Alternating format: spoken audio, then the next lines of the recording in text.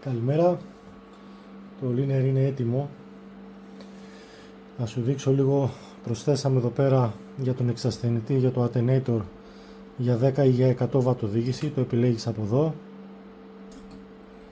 Τώρα το έχουμε στα 100 W με το ICOM 7300 και από εδώ πέρα είναι η κεραία αντένα 1, αντένα 2, οι προστασίες εδώ κάτω και οι μπάντες που αλλάζουν αυτόματα.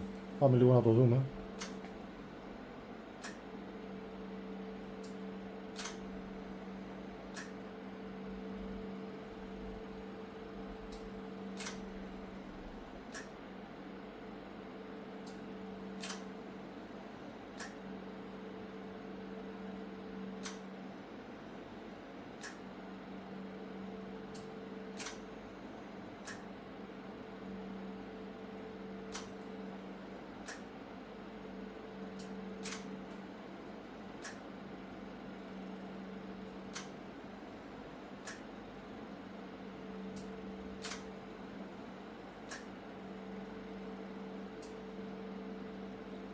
Ένα, 2, 3, 4, 5, 6, 7, 8, 9, 10.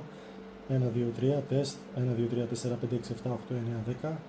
Αυτή τη στιγμή οδηγώ με 100 W. 1, 2, 3 για full ισχύ στα 53,5 V. 1, 2, 3, 4, 5.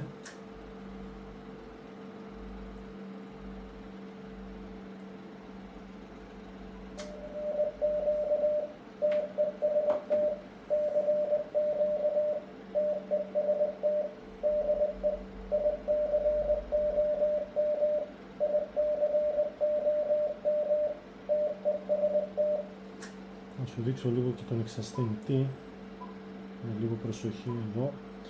Λοιπόν, θα κατεβάσω στα 5 W 5 W οδήγηση. Εδώ βλέπουμε μόνο 80 W.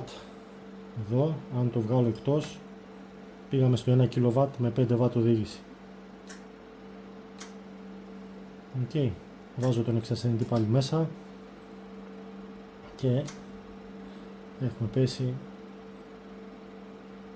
στα 70-80 W με 5 W οδήγηση.